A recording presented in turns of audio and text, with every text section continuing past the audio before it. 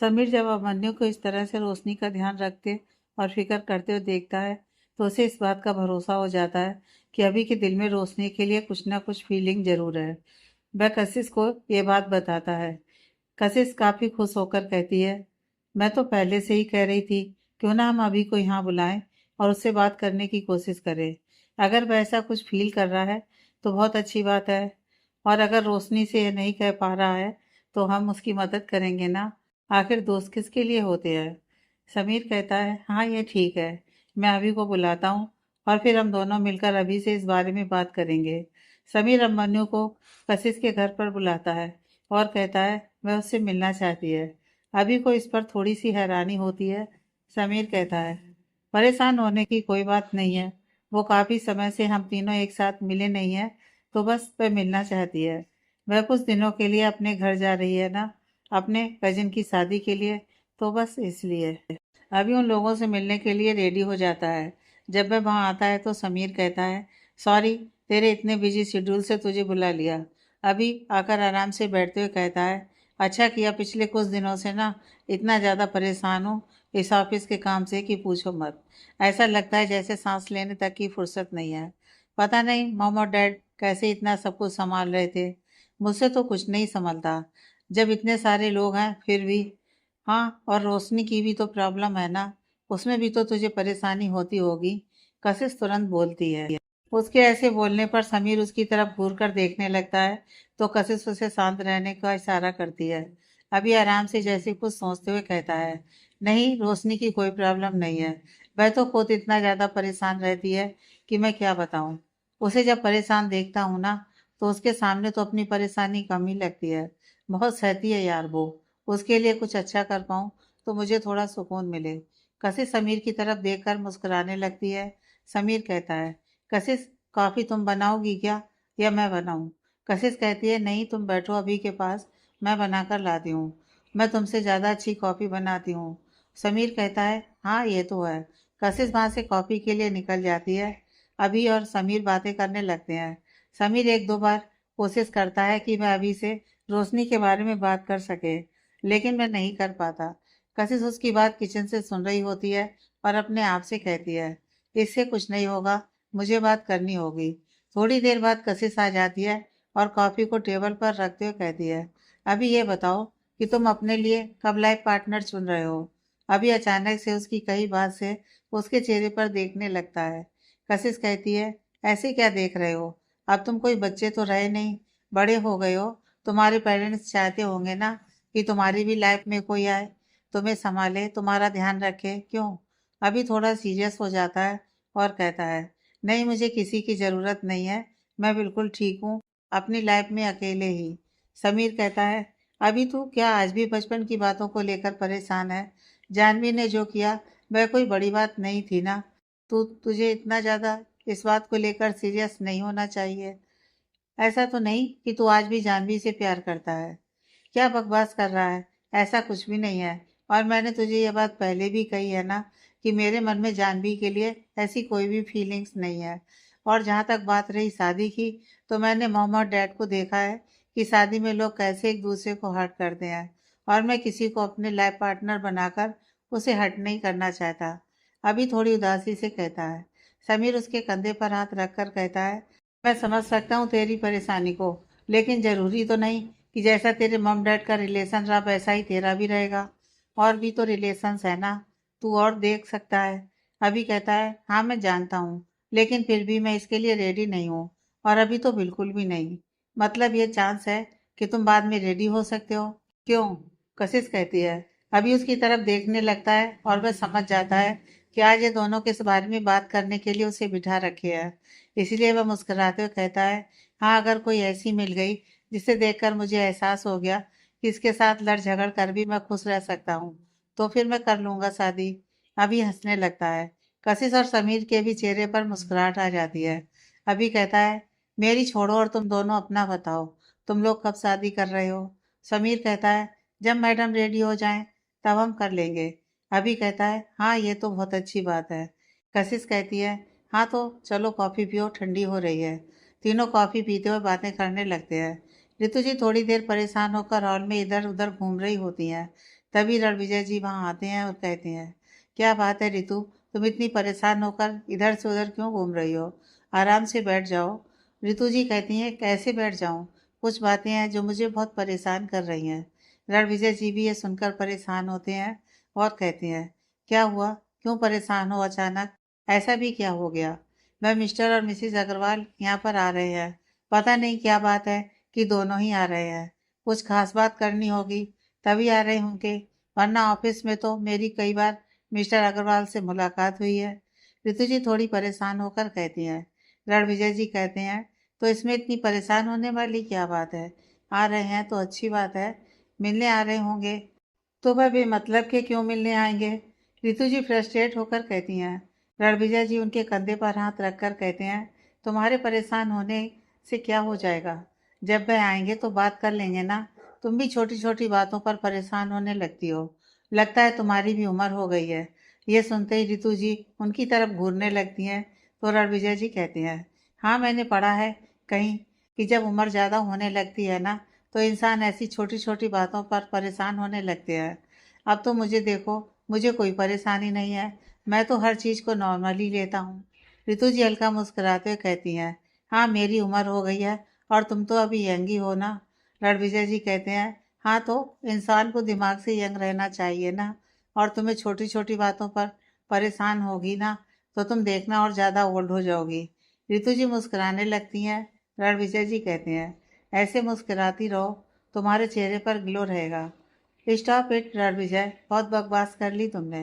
रितु जी थोड़ा सा शर्माते हुए और मुस्कुराते हुए कहती हैं, अब कैसा फील हो रहा है? अच्छा लग रहा है ना? रणविजय जी उनके चेहरे पर देखकर पूछते हैं। रितु जी मुस्कुराते हुए अपना सिर हाँ में हिला देती हैं।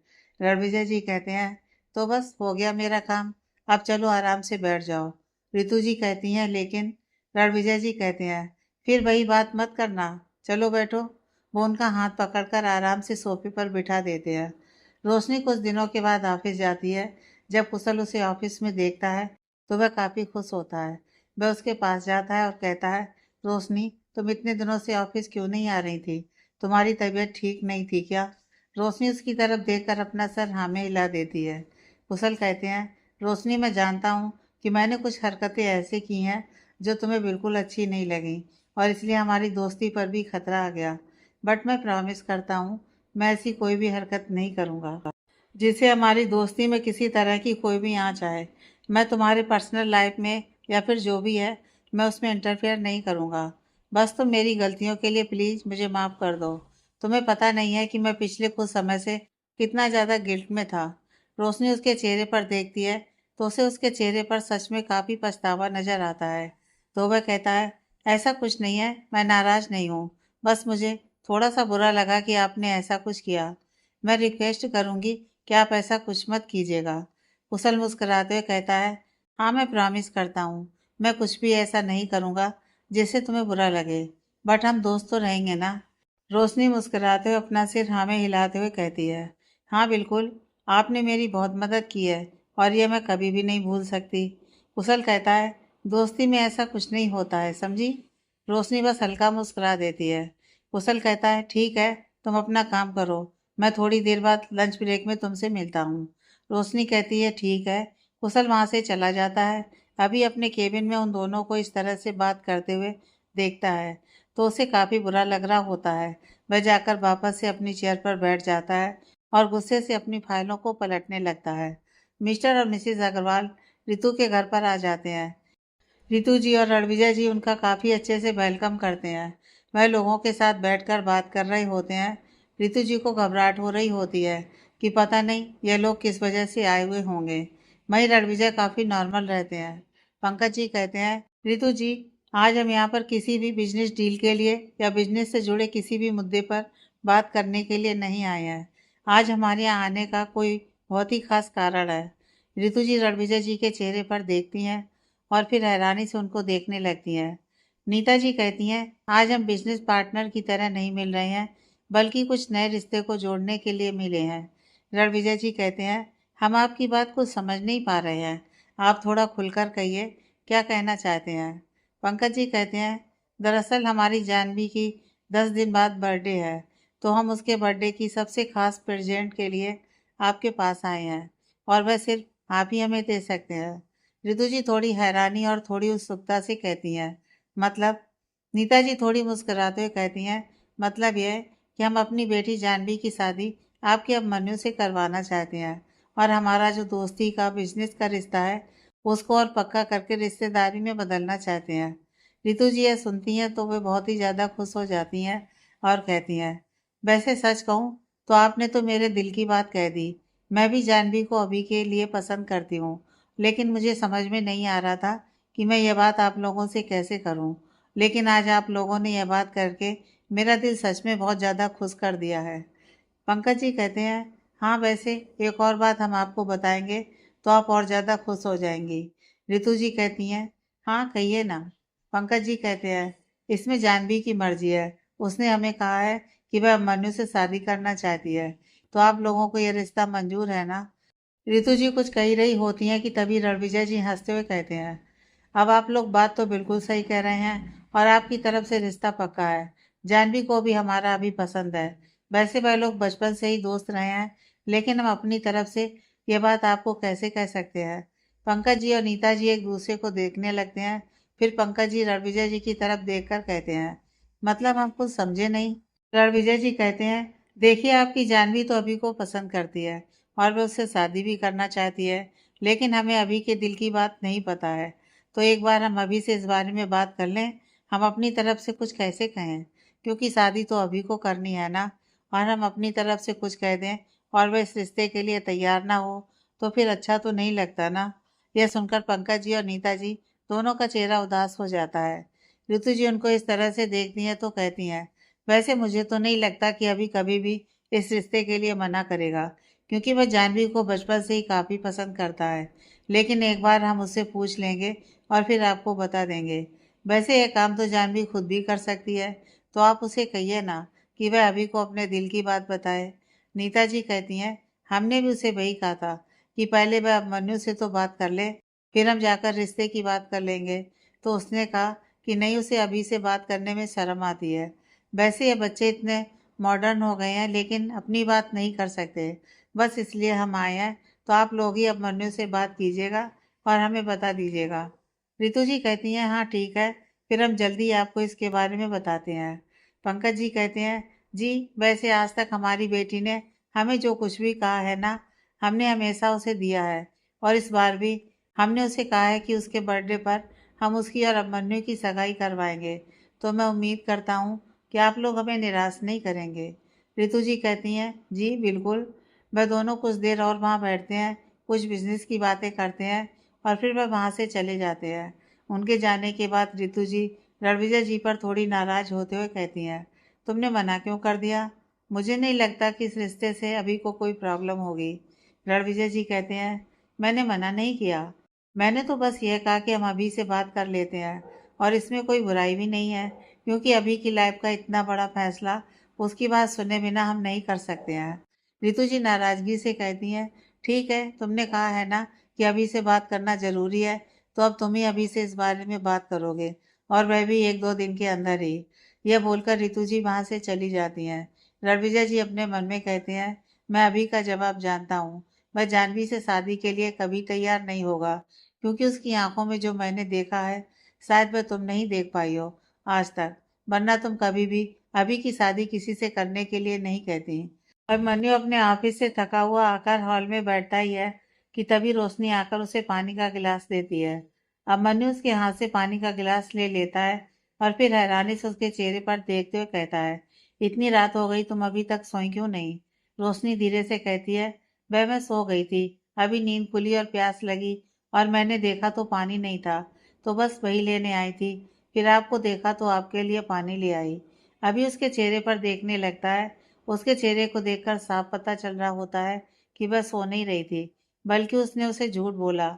लेकिन वो उसको कुछ भी नहीं कहता है और वह चुपचाप पानी पीने लगता है। रोशनी कहती है, कुछ ज़्यादा ज़रूरी काम था क्या? कुछ ज़्यादा ही देर हो गई आने में। अभी कहता है, हाँ वो कल सुबह दो तीन बैक टू बैक मीटिंग है, तो उनके लिए सारे पेपर्स देख रहा था। रोशनी कहती है, आप जाकर चेंज कर लीजिए, तब तक मैं आपके लिए खाना गर्म कर देती हूँ। अभी उसके चेहरे पर देखते हुए कहता है, तुमने खाना खा लिया है ना? रोशनी कहती है, हाँ मैंने बताया ना, मैं खाना खाकर ही सो रही थी। अब मन्नू कहता है, सारे स्टाफ चले गए हैं, कोई नहीं है। रोशनी अपना सिर हाँ में हिला देती है। अब मन्नू कहता है, तुम जाओ जाकर आराम करो, मैं खाकर आया हूँ। रोशनी अब मन्नू के चेहरे पर देखने लगती है तो वह कहता है, हाँ सच कह रहा हूँ। रोशनी वहाँ से चुपचाप चली जाती है। अब मन्नू वहीं आराम से बैठा हुआ होता है। तभी उसकी नज़र टेबल पर रखे एक अंगूठी पर जाती है। अब मन्नू उसे अपने हाथ में उठा लेता है और देखने लगता है। तभी उसे ध्यान आता है कि अंगूठी उसने रोशनी की उंगली में देखी थी, और अक्सर जब भी रोशनी आराम से बैठे हुए को सोचती है तो वह अपनी छोटी उंगली में पहने इस अंगूठी को बार बार निकालती है और पहनती है। अभी को समझते देर नहीं लगती है कि रोशनी ने उससे झूठ बोला है। मैं यहाँ बैठकर शायद उसका इंतजार कर रही थी, और जब वह यहाँ आया तो जल्दीबाजी में वह अपनी अंगूठी को यहीं छोड़कर किचन में चली गई, और मैं उसे कुछ बोलूं इसलिए उसने यह बहाना कर दिया। अभी अंगूठी को देखते हुए कहता है, क्यों मेरे लिए इतना परेशान होती हो? ओह हाँ, तुम्हें तो लगता है कि मैं तुम पर एहसान कर रहा हूँ ना। शायद उन्हीं एहसानों को चुकाने का तुम्हारा ये तरीका होगा। वह उस अंगूठी को अपनी मुट्ठी में बंद कर लेता है और कुछ सोचने लगता है। थोड़ी देर बाद वो वहां से उठकर जाने लगता है। तभी रणविजय जी वहां आ जाते हैं। उनको देखकर अभी हैरानी से कहता है, डैड आप अभी तक सोए नहीं? रणविजय जी कुछ बोलते उससे पहले ही अभी उनका हाथ पकड़ लेता है और कहता है, आपकी तबीयत तो ठीक है ना? रणविजय जी हल्का मुस्कुराते हुए अभी के गाल पर हाथ रखते हैं और कहते हैं, हाँ मेरी तबीयत बिल्कुल ठीक है। तुम इतना क्यों पैनिक कर रहे हो? अभी वैसे ही परेशान होकर कहता है, नहीं आप झूठ बोल रहे हैं ना, मैं परेशान ना हूँ इसलिए। बताइए ना डैड। रणविजय जी कहते हैं, हाँ मैं बिल्कुल ठीक हूँ, बस ऐसे ही नहीं सोया मैं। अभी कहता है, नहीं ऐसा हो ही नहीं सकता, आप मुझसे कुछ छुपाने की कोशिश कर रहे हैं ना। बताइए क्या बात है। सबसे पहले तो तुम्हें आकर मेरे साथ बैठो। और वह उसका हाथ पकड़कर सोफे की तरफ ले जाते हुए कहते हैं, ये परेशान होना बंद करो। अभी उनके चेहरे पर देख रहा होता है तो वह कहते हैं, आओ यहाँ। वह उसे सोफे पर बिठा देते हैं और कहते हैं, आजकल क्या हो गया है अभी तुम्हें? इतना क्यों परेशान होने लगते हो छोटी छोटी बातों पर? अभी कहता है, डैड अभी तो ये बात ज़रूरी नहीं है। अभी तो सबसे पहले ये इम्पोर्टेंट है ना कि आप अब तक क्यों जाग रहे हैं। चलो अब तुम इतना पूछ रहे हो तो मैं बता देता हूँ। मैं तुम्हारे लिए जाग रहा हूँ, मुझे तुमसे बात करनी है। रणविजय जी थोड़ा सीरियस होते हुए बोलते हैं। अभी उत्सुकता से कहता है, हाँ तो फिर कहिए ना डैड, इतना सोचने की क्या ज़रूरत है? और आपको मुझसे बात करना था तो आप मुझे कॉल कर देते, मैं जल्दी आ जाता। रणविजय जी कहते हैं, ये तो मैं नहीं चाहता कि मैं तुम्हें किसी तरह से परेशान करूं। अभी काम करना अच्छी बात है, लेकिन इसका मतलब ये नहीं कि खुद को उसमें पूरी तरह से ही भुला दो। और ज़िंदगी सिर्फ काम ही नहीं है। मैं पिछले कुछ समय से देख रहा हूँ कि जो भी सिचुएशन आ रही है वह सब तुम पर हावी हो रही है। बेटा सिचुएशन को अपने ऊपर हावी मत होने दो। अगर सिचुएशन को अपने ऊपर हावी होने दोगे तो फिर तुम कैसे चीज़ों को हैंडल करोगे? अभी कहता है, डैड मैं कुछ समझा नहीं। रणविजय जी कहते हैं, तुमने अपने आप को देखा है? क्या तुम अब मेरे अभी हो? और मन्नू कहता है, डैड मैं कुछ समझा नहीं। रणविजय जी कहते हैं, नहीं समझे या जानबूझकर मेरी बातों को समझ नहीं रहे हो? अभी कहता है, नहीं डैड मैं सच में आपकी बात नहीं समझ रहा हूँ। रणविजय जी कहते हैं, मैं मानता हूँ कि तुम्हारे ऊपर काम का ज़्यादा प्रेशर हो गया है, लेकिन तुमने अपने ऊपर तो ध्यान देना बिल्कुल ही बंद कर दिया है, और इन सब की वजह से कितने चिड़चिड़े हो गए हो। छोटी छोटी बातों पर गुस्सा करते हो, चिल्लाते हो, अपनों के साथ समय नहीं देते। जब मैं रितु के साथ यहाँ वापस आया था तो इस बात से खुश था कि मैं अपने बेटे के साथ थोड़ा समय बिताऊंगा, लेकिन मेरा बेटा तो मुझे देखकर बिल्कुल भी खुश नहीं हुआ। उसमें वो एक्साइटमेंट ही नहीं रही अब। मैं तुम्हारी मम से बात करता हूँ उसके बारे में तो तुम्हारी मम कहती हैं कि नहीं अब तुम बिल्कुल सही हो, अब तुम मैच्योर हो गए हो। यही सब रिस्पॉन्सिबिलिटी तो मैं तुम्हें देना चाहती थी, लेकिन मुझे नहीं चाहिए तुम्हारी ये मैच्योरिटी। मुझे मेरा वही अभी चाहिए जो खुश रहता था, अपनी बातों को अपने डैड से शेयर करने से बिल्कुल नहीं हिचकता था। अब तो पूछने पर भी तुम नहीं बताते हो।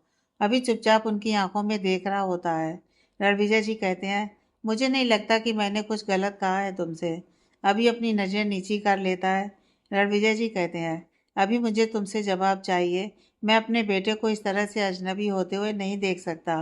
प्लीज़ बताओ ना, क्यों सब कुछ को खुद से मैनेज करने की कोशिश कर रहे हो? मैंने तुमसे हमेशा कहा है ना कि मैं हमेशा तुम्हारा साथ दूंगा, तो फिर कहाँ मुझ में कमी रह गई जो तुम अकेले ही लड़ने के लिए निकल पड़े हो? नहीं डैड, आप अपने आप को क्यों ब्लेम कर रहे हो? अभी अपना सर नामे हिलाते हुए बोलता है। और मैं कोई अकेले कोई जंग के लिए नहीं निकला हूँ। हाँ, बस मैं नहीं चाहता कि मैं अपने कारण आपको परेशान करूँ। रणविजय जी कहते हैं, क्यों मुझे इस लायक नहीं समझते हो क्या अभी? अभी कहता है, नहीं डैड, प्लीज आप ऐसा मत कहिए। आपको पता है ना कि मुझे ये सब कुछ अच्छा नहीं लगता। रणविजय जी कहते हैं, तो मुझे भी तुम्हें ऐसे देखकर अच्छा नहीं लगता। तुम्हें पता है, तुम जाने अनजाने में रोशनी पर कितना चिल्लाते हो। उसे क्या तकलीफ नहीं होती होगी इन सब चीज़ों से? वह कुछ कहती नहीं है। मुझे लगता है कि शायद इसलिए नहीं कहती क्योंकि वह समझती होगी कि तुम उस पर एहसान कर रहे हो, इसलिए तुम उस पर चिल्लाते हो। अभी मैं जानता हूँ कि तुम्हारा इंटेंशन गलत नहीं होता, लेकिन उस बच्ची को तकलीफ होती है।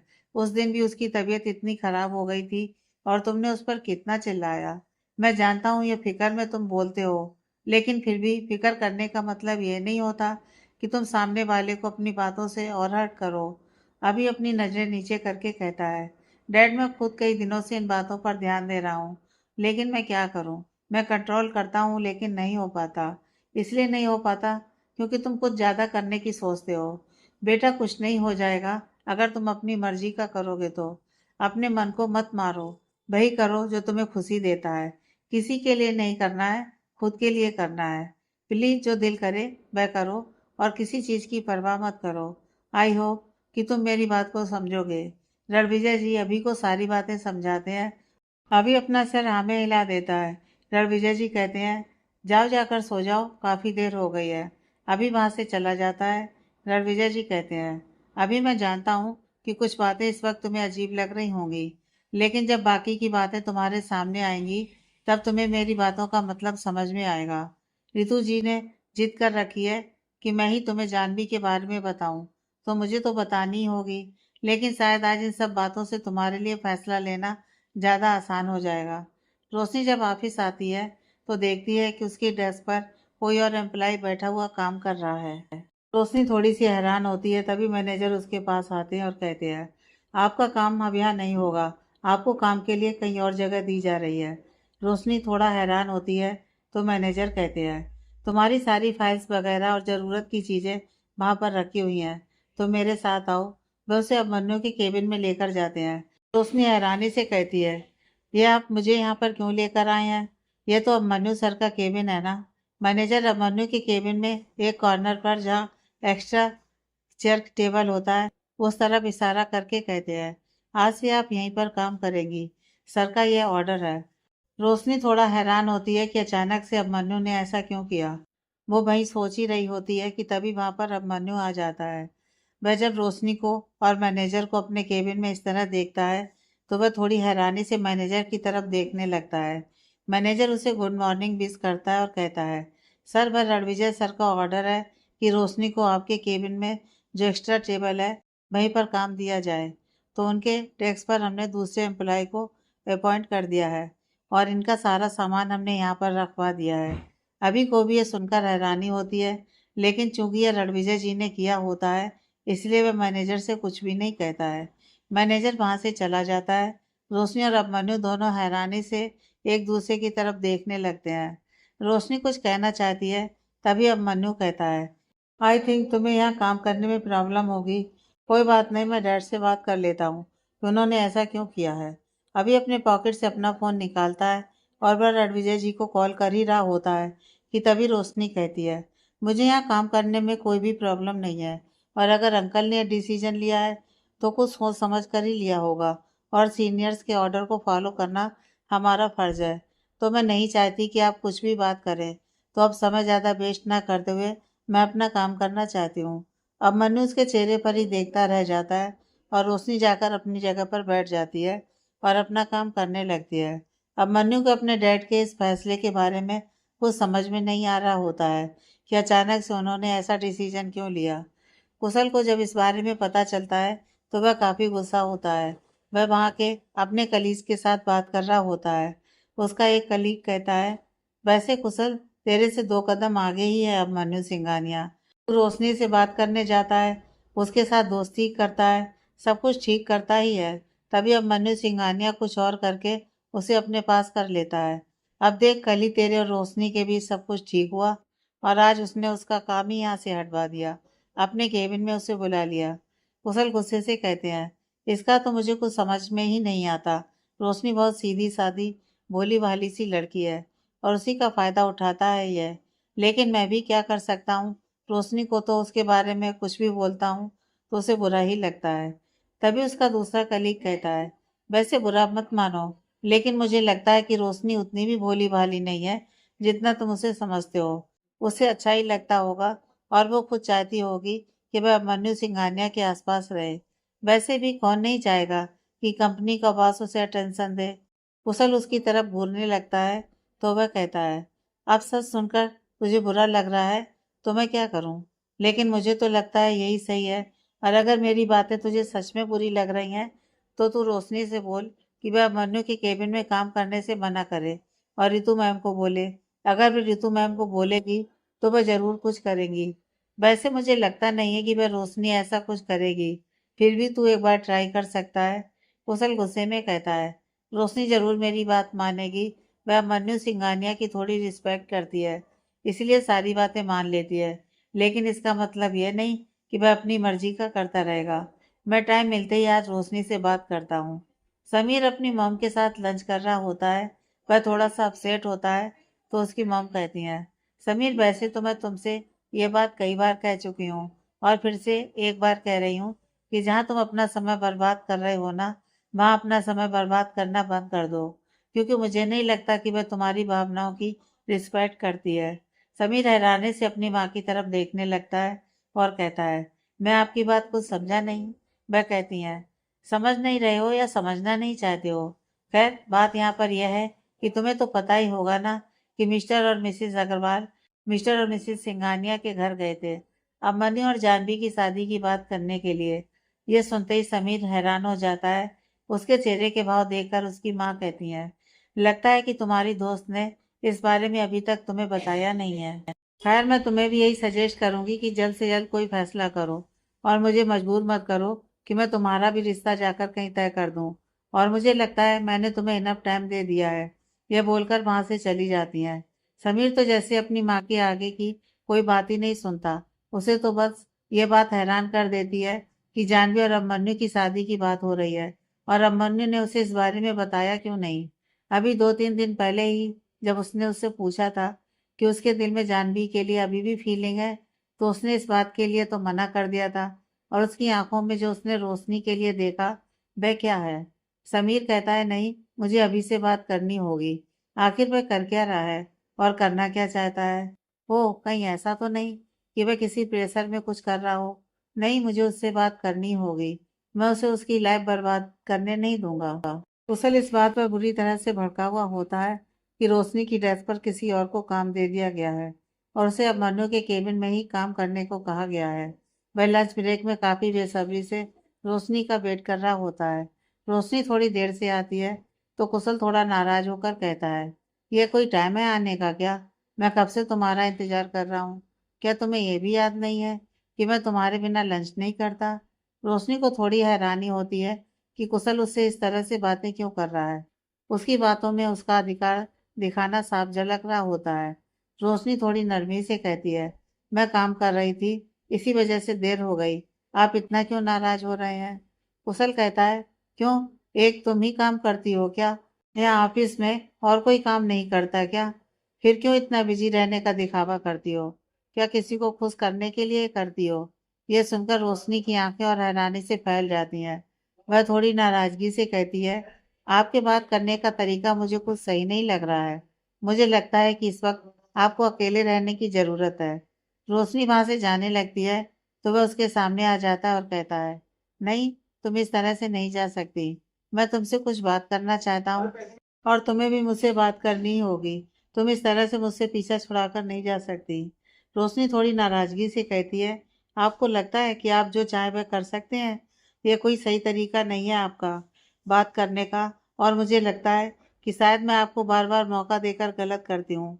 वह जाने लगती है तो कुशल उसका हाथ पकड़ लेता है और कहता है, तुम्हें मुझसे बात तो करनी होगी और मेरे सवालों का जवाब भी देना होगा। रोशनी उससे हाथ छुड़ाने की कोशिश करती है तो वह उसका हाथ नहीं छोड़ता और कहता है, आखिर तुम्हें अच्छा लग रहा होगा ना कि अब मन्नू सिंघानिया के केबिन में बैठकर काम करने को मिला है। तुम भी तो वही चाहती हो कि तभी तो तुमने मना नहीं किया। रोशनी को उसके हाथ पकड़ने से उसके हाथों में तकलीफ हो रही होती है। वह कहती है, क्या पागलपन कर रहे हैं आप? मेरा हाथ छोड़िए, मुझे तकलीफ हो रही है। कुशल कहता है, जब तक मेरे सवालों का जवाब नहीं दोगी तब तक मैं तुम्हें यहाँ से नहीं जाने दूंगा। क्यों कर रही हो यह तुम रोशनी? क्या तुम्हें समझ में नहीं आता कि तुम्हारा मन्नू सिंघानिया का आसपास रहना भी मुझे जेलस करता है? क्यों जानबूझकर तुम ये करती हो ना, ताकि मुझे जेलस फील कर सको? तुम्हें अच्छा लगता है ना? रोशनी को उसकी बातें बहुत हैरान करती हैं। वह उसे अपने दूसरे हाथ से धक्का देकर दूर करते हुए कहती है, कुशल आपका दिमाग खराब हो गया है क्या? ये उल जलूल बातें कर रहे हैं।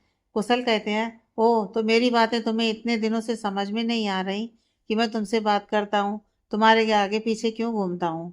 मुझे नहीं लगता कि तुम्हें समझ में नहीं आता होगा। तुम अच्छे से समझती हो ना कि मैं तुम्हें पसंद करता हूँ, इसलिए ऐसा करता हूँ।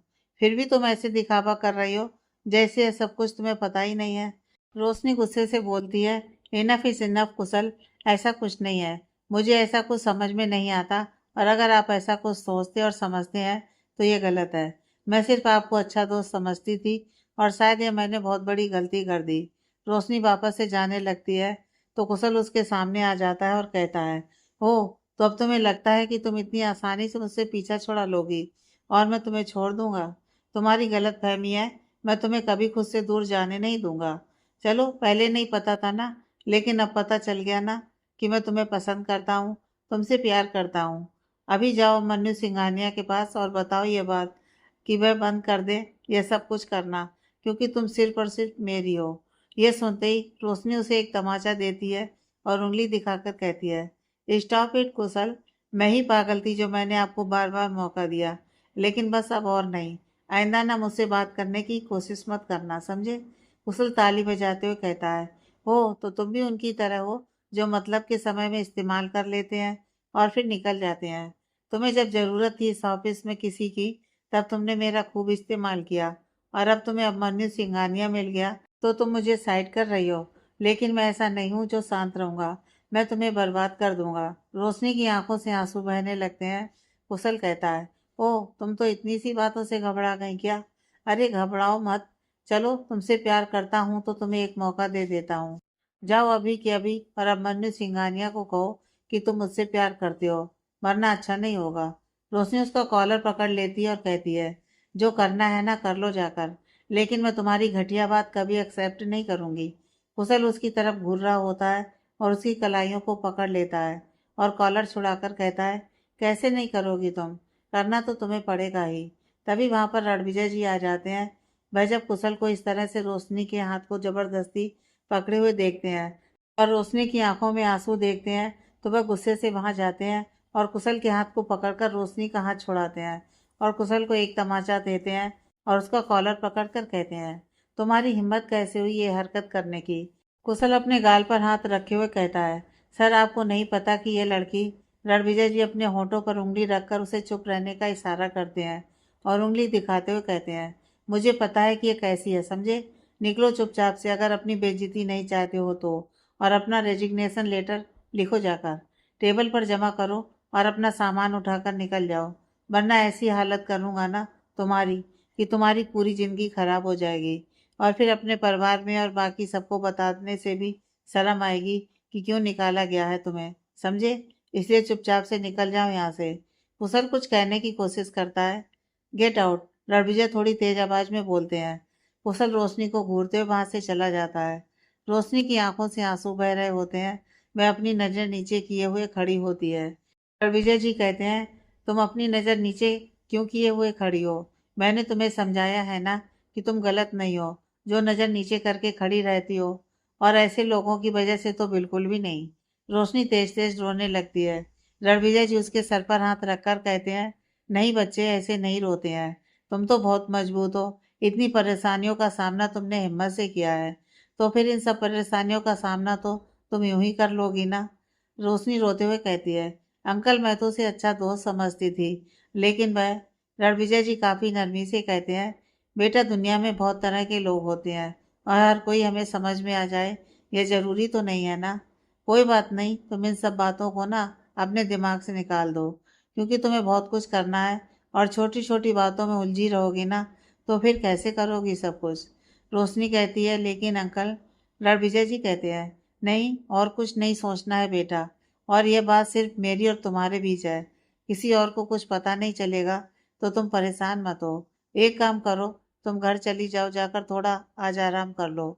ठीक है, वैसे भी तुम्हारा ये खड़ूस बॉस तुम्हें छुट्टी भी तो नहीं देता है। रोशनी उनको दिखाने के लिए हल्का मुस्कुरा देती है। रणविजय जी कहते हैं, ये हुई ना मेरी प्यारी बेटी वाली बात। चलो अब तुम जाओ, मैं ड्राइवर को बोल देता हूँ। रोशनी अपना सिर हाँ में हिलाकर वहां से चली जाती है। रणविजय जी अपने आप से कहते हैं, इस कुशल की हरकत की वजह से ही मैंने रोशनी को अभी के केबिन में शिफ्ट करवाया था, क्योंकि इसकी हरकत मुझे समझ में आ गई थी। लेकिन मुझे ये पता नहीं था कि ये इतनी घटिया करेगा। खैर, ठीक ही हुआ जो उसने कुछ किया और मुझे उसे यहाँ से निकालने का मौका मिल गया। अब मुझे रितु को भी जवाब देना होगा, क्योंकि एक इसका खास एम्प्लाई में से एक था। कोई बात नहीं, मैं वह देख लूंगा। पहले तो अभी से जानवी के बारे में बात करनी ज़्यादा ज़रूरी है। अभी अपने केबिन में ही होता है, तभी वहां पर समीर आता है। समीर को देखकर अभी मुस्कुराते हुए कहता है, अच्छा हुआ समीर तू आ गया, मैं तुझे ही कॉल करने वाला था। वह उस डील के बारे में मुझे बात करनी थी ना, जो हमने कुछ दिन पहले फाइनल की थी। समीर कुछ भी नहीं बोल रहा होता है, वह बस अभी का चेहरा देख रहा होता है। अमन्यु मुस्कुराते हुए कहता है, समझ गया कि तुझे फिर से यहाँ ऑफिस आने का मन नहीं था, लेकिन तेरे डैड ने तुझे यहाँ पर भेज दिया। क्या हो गया? अच्छा तो है, दोनों मिलकर काम करेंगे ना। समीर कहता है, अभी तेरे मन में आखिर चल क्या रहा है? अभी कहता है, फिलहाल तो तुझसे मस्ती मजाक करने का सोच रहा हूँ। क्यों नहीं कर सकता क्या? समीर कहता है, मैं उस बारे में नहीं पूछ रहा हूँ। मैं यह पूछ रहा हूँ कि तेरे दिल में क्या है। उस दिन जब मैंने तुझसे पूछा था कि क्या तेरे दिल में आज भी जानवी के लिए फीलिंग्स हैं, तो तूने इस बात से साफ इनकार कर दिया था और कहा था कि तुझे अभी शादी नहीं करनी है। तो फिर जानवी के पेरेंट्स तेरे घर पर तेरे और जानवी का रिश्ता लेकर क्यों गए? यह सुनते ही अभी के चेहरे की मुस्कुराहट खत्म हो जाती है। वह कहता है, समीर तू ये क्या बोल रहा है? समीर कहता है, मैं क्या बोल रहा हूँ, जो सच्चाई है मैं वही बोल रहा हूँ। क्यों अपनी और उसकी दोनों की लाइफ खराब करना चाह रहा है? अभी कहता है, समीर मैं सच कह रहा हूँ, मुझे इसके बारे में कुछ भी नहीं पता है। समीर कहता है, पता नहीं है तुझे? तो तू अपने पेरेंट्स से पूछ कि वह लोग तेरे घर पर गए थे या नहीं। अभिमन्यु कहता है, समीर तू मेरा भरोसा कर, मैं बिल्कुल सच बोल रहा हूँ। समीर कहता है, मैं तुझ पर इल्जाम नहीं लगा रहा हूँ, तो पूछ तो जाकर एक बार अपने पेरेंट्स से इस बारे में। अभी कहता है, मैं अभी डैड से जाकर बात करता हूँ। वो अपने केबिन से निकल ही रहा होता है कि तभी वहां पर रणविजय जी आ जाते हैं। अभी कहता है, डैड मुझे आपसे कोई ज़रूरी बात करनी है। रणविजय जी कहते हैं, बात तो मुझे भी करनी है। अभी कहता है, डैड क्या जानवी के पेरेंट्स घर आए थे मेरी और उसके रिश्ते की बात करने के लिए? रणविजय जी अपना सिर हाँ में हिला देते हैं। अभी कहता है, तो डैड मुझे इसके बारे में कुछ क्यों नहीं पता है? रणविजय जी कहते हैं, मैं तुझसे इस बारे में तो बात करने के लिए आया था। अभिमन्यु कहता है, मैं ये शादी नहीं करूंगा किसी भी हाल में। रणविजय जी कहते हैं, मैंने उनसे कहा कि हम तुमसे इस बारे में बात करने के बाद ही कोई डिसीजन देंगे, लेकिन मुझे लगता है कि तुम्हें इसके बारे में जानवी से बात करनी चाहिए, क्योंकि उसने इस रिश्ते के लिए कहा है। यह सुनकर अभिमन्यु हैरान हो जाता है और वह कहता है, जानवी ऐसा कैसे कर सकती है? मुझे अभी ही उससे बात करनी ही होगी। वह तुरंत वहां से निकल जाता है। रणविजय जी समीर के चेहरे पर देखने लगते हैं। समीर कहता है, अंकल वह बात कर लेगा, आप परेशान मत होइए। रणविजय जी कहते हैं, बात तो वह कर लेगा मुझे पता है, लेकिन मुझे हैरानी इस बात से हो रही है कि अचानक से ऐसा कुछ कैसे हो रहा है। जानवी तो अभी को पसंद नहीं करती थी ना, फिर यह क्यों? समीर कहता है, अंकल यही बात तो मुझे भी हैरान कर रही है। इस बार जब जानवी मिली है ना हम लोगों से, तब से उसके बिहेवियर में कुछ चेंजिंग तो मैं देख रहा हूँ। रणविजय जी कहते हैं, आई हो कि अभी उसकी सारी गलत फहमी को दूर कर दे। मन्नू जब जानवी को बात करने के लिए बुलाता है, तो जानवी यह बात समझ जाती है कि अब मन्नू उससे इसी बारे में बात करने के लिए बुला रहा होगा, और वो खुश हो जाती है कि वह खुद उसे समझा पाएगी। जब वह दोनों मिलते हैं तो अब मन्नू काफी नाराजगी से कहता है, जानवी ये सब कुछ क्या है? तुमने अपने पेरेंट्स को मेरे घर पर क्यों भेजा शादी का रिश्ता लेकर? जानवी हंसते हुए कहती है, क्योंकि अभी मैं तुमसे शादी करना चाहती हूँ। अभी कहता है, मेरी मर्जी जाने बिना तुम ये नहीं करना चाहिए था। जानवी कहती है, मुझे तुम्हारी मर्जी पता है। अभी मैं जानती हूँ कि तुम मुझसे प्यार करते हो और अब मैं भी तुमसे प्यार करती हूँ, तो फिर इसमें मैं तुमसे और क्या पूछूं? अभिमन्यु नाराजगी से कहता है, किसने तुमसे कहा कि मैं तुमसे प्यार करता हूँ? ये सुनते ही जानवी का चेहरा थोड़ा सा मुरझा जाता है, लेकिन फिर वह अपने चेहरे पर मुस्कुराहट लाकर कहती है, मुझे कोई क्यों कहेगा? मैंने तुम्हारी आंखों में अपने लिए प्यार देखा है और तभी तो तुमने मुझे सालों पहले प्रपोज किया था ना।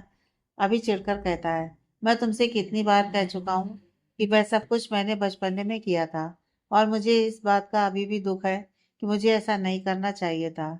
जानवी कहती है, ठीक है, तब नहीं करना चाहिए था, लेकिन अब तो ऐसी कोई प्रॉब्लम नहीं है ना, और अभी मैंने सच में तुम्हारी आंखों में अपने लिए प्यार देखा है। अब मन्नू कहता है, जानवी मैं तुमसे मिला, अच्छे से बात किया, क्योंकि मैं तुम्हें अपना अच्छा दोस्त समझता था, लेकिन तुमने इसे गलत समझा।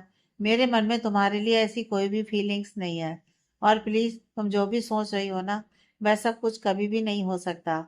मैं तुमसे शादी करना तो दूर, तुमसे शादी करने के बारे में सोच भी नहीं सकता। प्लीज इस बात को समझने की कोशिश करो। जानवी की आंखें भर जाती हैं। वह कहती है, अभी प्लीज ऐसे मत बोलो। ओह, मैं समझ गई। सालों पहले मैंने जो गलती की थी, तुम उसका बदला ले रहे हो ना मुझसे। ठीक है, मैंने एक बार तुम्हारे प्रपोजल को रिजेक्ट किया, तुम भी अभी मेरे प्रपोजल को रिजेक्ट कर दो, और अब हिसाब बराबर हो गया ना। अब मैं वापस से तुमसे कहूंगी तो तुम मेरे प्यार को एक्सेप्ट कर लोगे ना? अभी अपने सर पर हाथ रख लेता है और कहता है, जानवी ये बच्चों की तरह बातें करना बंद करो। प्लीज इस तरीके से शादी नहीं होती। तुम मेरी बहुत अच्छी दोस्त हो और हमेशा मेरी बहुत अच्छी दोस्त रहोगी, लेकिन यह दोस्ती किसी रिश्ते में कभी भी नहीं बदल सकती। इस बात को समझने की कोशिश करो। मैं शादी नहीं कर सकता। जानवी कहती है, क्यों नहीं कर सकते शादी तुम? मुझ में कमी क्या है? क्या मैं खूबसूरत नहीं हूँ? क्या मैं इंटेलिजेंट नहीं हूँ? क्या मेरा कैरियर सही नहीं है? कमी क्या है मुझ में? अभिमन्यु कहता है, तुम बिल्कुल परफेक्ट हो, लेकिन मेरे लिए नहीं हो, और इसमें कोई कुछ नहीं कर सकता है। तो प्लीज मुझे भूल जाओ और अपनी लाइफ को एंजॉय करो। तुम बहुत अच्छी हो, तुम्हें मुझसे कई गुना बेहतर लड़के मिल जाएंगे। प्लीज। जानवी कहती है, लेकिन मुझे कोई और नहीं चाहिए। अभी मुझे सिर्फ और सिर्फ तुम चाहिए। प्लीज ऐसा मत करो। अभी अभी कहता है, जानवी मैं तुम्हें और हर्ट नहीं करना चाहता। प्लीज मेरी बात को समझो और मुझे कोई ऐसा फैसला लेने पर मजबूर मत करो जो तुम्हें हमेशा हर्ट करे। जानवी को कुछ समझ में नहीं आता कि वो क्या कहे। अब मन्नू वहां से चला जाता है। रितु जी को जब जानवी के पेरेंट्स से यह बात पता चलती है कि अब मन्नू ने जानवी से मिलकर शादी से इनकार कर दिया है, तो इस बात से वो बहुत ज़्यादा नाराज हो जाती हैं और वह अभी से इस बारे में बात करने की कोशिश करती हैं। लेकिन अभी उसके बाद ऑफिस ही नहीं आता है और वह उनका कॉल भी रिसीव नहीं कर रहा होता है। रितु जी घर पर आ जाती हैं और वहाँ भी वह काफ़ी गुस्से में होती हैं। रणविजय जी जब घर वापस आते हैं और उनको इस तरह से गुस्से में देखते हैं, तो वह उसका कारण पूछते हैं। रितु जी गुस्से से कहती हैं, सब तुम्हारी वजह से हुआ है। अगर मैंने वहाँ पर उस समय उनके रिश्ते के लिए हाँ कह दिया होता कि अभी जानवी से शादी करने के लिए तैयार है, तो अभी उसे मना नहीं करता ना। लेकिन उसने जानवी से शादी करने के लिए मना कर दिया है। आखिर जानवी में बुराई क्या है?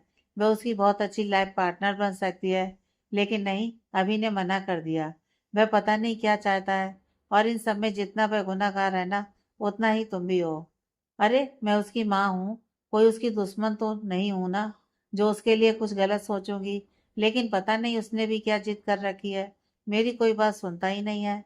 रणविजय जी बहुत शांत होकर उनकी सारी बातें सुन लेते हैं और फिर कहते हैं, हाँ ये बात तो तुमने बिल्कुल सही कही कि जानवी में कोई बुराई नहीं है, लेकिन जानवी अभी को पसंद नहीं है और इसलिए वह शादी से मना कर रहा है, तो उसमें कोई बुराई भी तो नहीं है।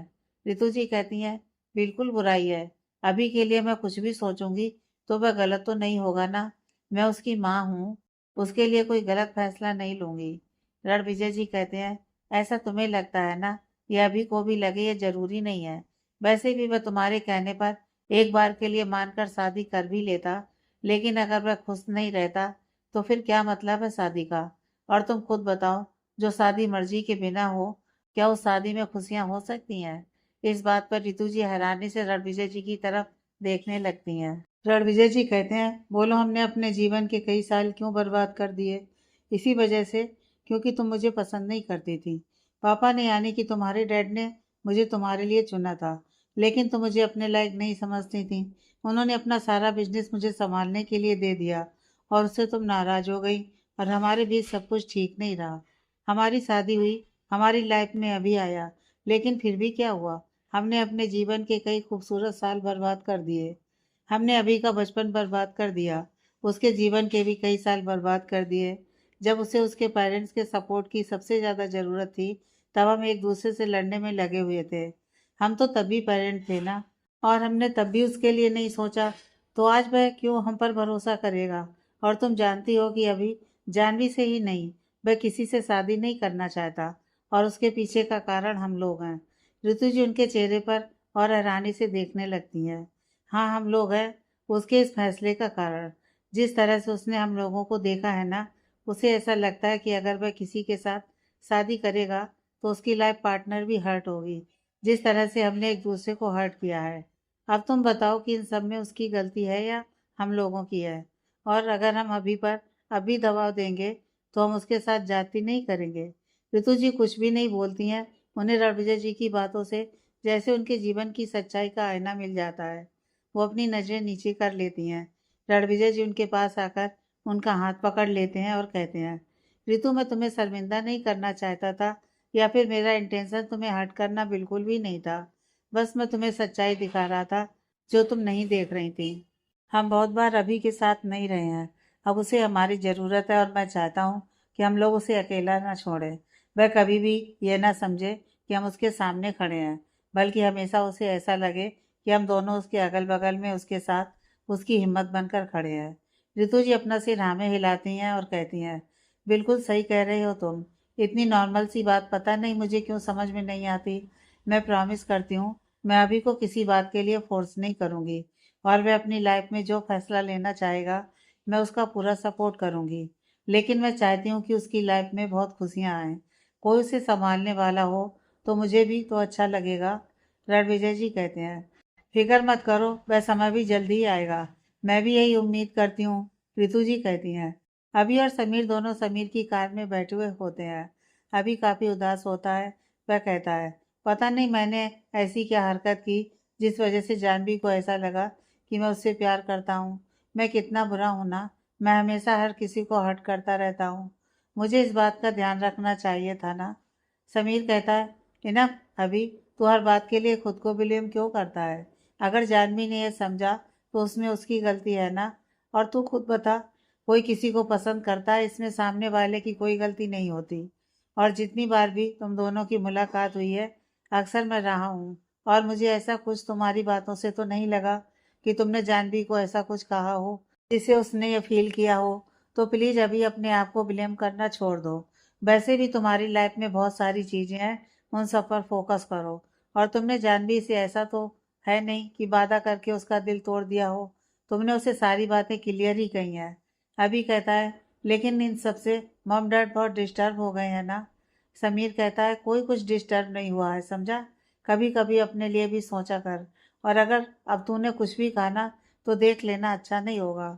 अब मनी अभी भी कुछ सोच रहा होता है, तो समीर कहता है, अभी स्टॉप इट। अभी कहता है, नहीं सोच रहा हूँ, मैं समझ गया सब कुछ। इन सब में मेरी कोई गलती नहीं है, और मुझे ज़्यादा फिक्र करने की ज़रूरत नहीं है। समीर मुस्कुराते हुए कहता है, गुड।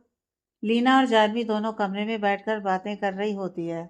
जानवी बहुत ही ज़्यादा उदास होती है। वह कहती है, अभी ने मेरे साथ बिल्कुल भी सही नहीं किया।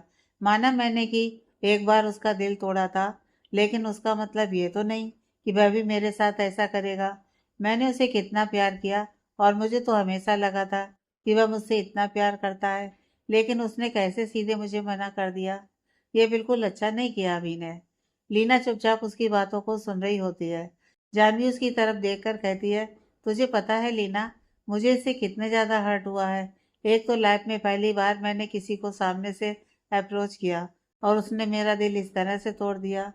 लीना कहती है, तू पागल है क्या? क्या इतना उसकी बातों को सोच रही है? और वैसे भी इसमें कौन सी इतनी बड़ी बात हो गई है? कौन सा उसने शादी कर ली है? कहाँ भागा जा रहा है वह? अभी नहीं माना तो कुछ दिन बाद मान जाएगा। जानवी हैरानी से उसकी तरफ देखने लगती है। लीना कहती है, अरे मेरी वाली जान तो दिख ही नहीं रही है। तू कब से इन सब चीज़ों से इतना पैनिक करने लगी है? तेरी लाइफ में तो कितने सारे आए और गए, और तू है कि इसका नाम लेकर इस तरह से रोते हुए बैठी हुई है। जानवी को सोचकर कहती है, कितने आए और कितने गए मैं जानती हूँ, लेकिन अभी यार अलग है। लीना कहती है, तो अलग है तो क्या हुआ? आया तो नहीं ना तेरी लाइफ में, तो क्यों इस तरह से रोना? और वैसे भी कुछ दिन बाद तेरा बर्थडे है, तो ऐसा सड़ा सा शक्ल लेकर बर्थडे मनाएगी? देख ये सब ड्रामा बंद कर। वैसे तुझे एक बात बतानी थी मुझे। जानवी थोड़ी नॉर्मल होकर कहती है, क्या बात है? लीना कहती है, वह अंकुश का मैसेज आया था मेरे पास। बेचारा बहुत दुखी है।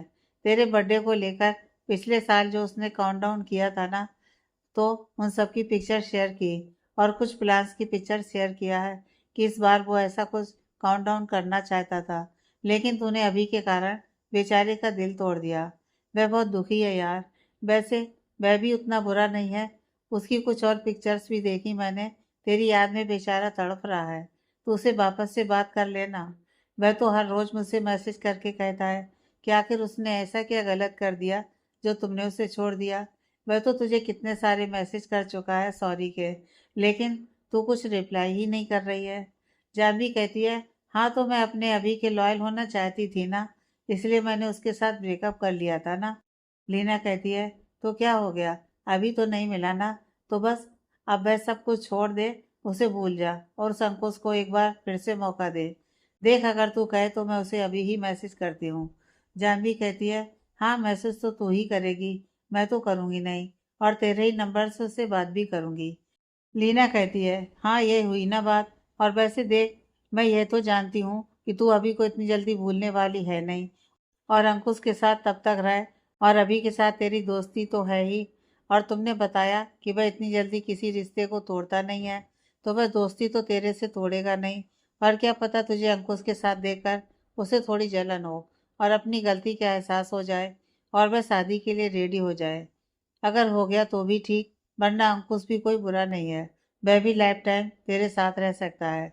बहुत इनोसेंट है वह भी। पागल है मेरे पीछे वह। एक बार कहूंगी तो अपनी जान देने के लिए भी तैयार हो जाएगा।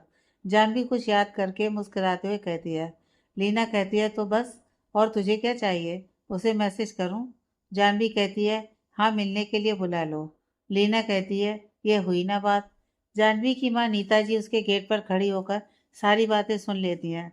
उन्हें इन सब बातों से बहुत ही ज़्यादा बुरा लगता है। वह कमरे में आकर जानवी से कहती हैं कि वह ऐसा कैसे कर सकती है। तो जानवी कहती है, मम मुझे नहीं लगता कि आपको इन सब में पढ़ने की कोई ज़रूरत है। और आप क्या चाहती हैं कि अभी ने मुझे मना कर दिया तो मैं अपने कमरे में अपने आप को बंद करके रोती रहूं? मैं ऐसी नहीं हूँ। मेरी लाइफ है और मैं खुलकर जीना चाहती हूँ। तो प्लीज़ आप फालतू के मुझसे एक्सपेक्टेशन ना ही करें तो बेहतर होगा। प्लीज़ आप जाइए, मुझे रेडी होकर निकलना है। नीता जी वहाँ से चली जाती हैं। वह पंकज जी से इस बारे में बात करती हैं, तो वह भी काफ़ी हैरान होते हैं और कहते हैं, मैं अपनी बेटी के लिए इतना परेशान हो रहा हूँ और वह ये सब कुछ सोच रही है। ये सब बहुत गलत है। इस तरह से तो खुद को बर्बाद कर लेगी। नीता जी कहती हैं, आजकल के बच्चे तो मुझे कुछ समझ में ही नहीं आते हैं। अगर अभी शादी के लिए तैयार हो जाता तो। पंकज जी कहते हैं, मैं तो सिंघानिया फैमिली से इतना गुस्सा हो गया था कि मैंने उनके साथ सारे बिजनेस डील तोड़ने का फैसला कर लिया था, और यहाँ जानवी अपने अलग प्लान्स बना रही है। सबसे पहले तो मैंने जो भी प्रोसीजर स्टार्ट कर दिए थे उन लोगों से बिजनेस रिलेशन तोड़ने की, उन सबको मुझे रोकना होगा, वरना बहुत गलत हो जाएगा, और फिर मुझे जानवी को समझाना होगा। नीता जी कहती हैं, हाँ मुझे भी यही लगता है, और मैं ये भी सोच रही थी कि आपको रितु जी से बात करनी चाहिए और उन्हें कहना चाहिए कि वह भी अभी पर किसी तरह का कोई दबाव ना दें और उसे कुछ ना कहें, क्योंकि आप तो रितु जी को जानती हैं। वैसे भी मैं बहुत खुश हो गई थी जब हमने शादी के बारे में बात की थी तो। पंकज जी कहते हैं, हाँ ये आप बिल्कुल ठीक कह रही हैं, और फिर मैं जानवी से बात करता हूँ। नीता जी अपना सिर हमें हिला देती हैं। रोशनी के साथ कुशल जो भी व्यवहार करता है, रोशनी सबसे बहुत ज़्यादा टूट चुकी होती है। उसे तो यह भी समझ में नहीं आता कि वह किसके साथ अपने दिल की बातों को शेयर करे। वो अभी को इन सब बातों में नहीं शामिल करना चाहती, क्योंकि वह जानती है कि अगर वह इन सब का जिक्र भी अभी से ही करेगी तो वह बहुत परेशान हो जाएगा, और इस घर में तो कोई है भी नहीं जो उसे समझ सके। वह ऑफिस से आने के बाद अपने आप को कमरे में बंद कर लेती है और नीचे फर्श पर बैठकर बिस्तर पर अपना सर रखे हुए रो रही होती है। वो रोते हुए कहती है, आखिर हमेशा ऐसा क्यों होता है मेरे साथ? क्यों हमेशा हमें ही गलत समझा जाता है? एक लड़की अगर किसी के साथ मुस्कुराकर बात कर रही है तो सामने वाला उसे गलत क्यों समझता है? कुशल ने ये बिल्कुल भी ठीक नहीं किया। उसे कोई हक नहीं था मुझसे इस तरह की बातें करने का। मुझ पर ऐसे इल्ज़ाम लगाने का कोई हक नहीं था। यह बोलकर वह और तेज तेज रोने लगती है। रणविजय जी कहीं ना कहीं रोशनी की हालत को जान रहे होते हैं, इसलिए वह डिनर के समय इंद्राणी जी से कहते हैं कि वह रोशनी का खाना उसके रूम में ले जाए और उसे डिस्टर्ब ना करे। इंद्राणी जी उसका खाना जब लेकर जाती हैं तो रोशनी चुपचाप दरवाज़ा खोलकर खाने की प्लेट ले लेती है और उसे टेबल पर रखकर दरवाज़ा वापस से बंद कर लेती है। अभी जब घर वापस आता है तो रितु जी उसे अपने पास बात करने के लिए बुलाती हैं। अभी अपनी नज़रें नीचे करके कहते हैं, मॉम मैं जानता हूँ कि मैंने आपको आज बहुत हर्ट किया है, लेकिन मैं ये नहीं कर सकता। प्लीज़ मुझे माफ़ कर दीजिएगा। अभी मेरी तरफ देखो, रितु जी कहती हैं। तो अभी अपनी नज़र उठाकर उनको देखने लगता है। मैं तुमसे इस बारे में बात ही नहीं करूँगी। मैं बस यही कहूँगी कि तुम जो भी फैसला लोगे या जो फैसला तुमने लिया है, मैं उन सब में हमेशा तुम्हारे साथ हूँ। तो ये मत सोचना कि मम को किसी बात से बुरा लगेगा। जो भी तुम्हें खुशी दे तुम वही करो, और ये बात याद रखना, तुम्हारी मम हमेशा तुम्हारे साथ है। ये सुनते ही अभी के चेहरे पर मुस्कुराहट आ जाती है। वह रणविजय जी की तरफ देखने लगता है तो वह भी मुस्कुरा देते हैं। अभी तुरंत अपनी मॉम के गले लग जाता है। आगे की कहानी नेक्स्ट पार्ट में।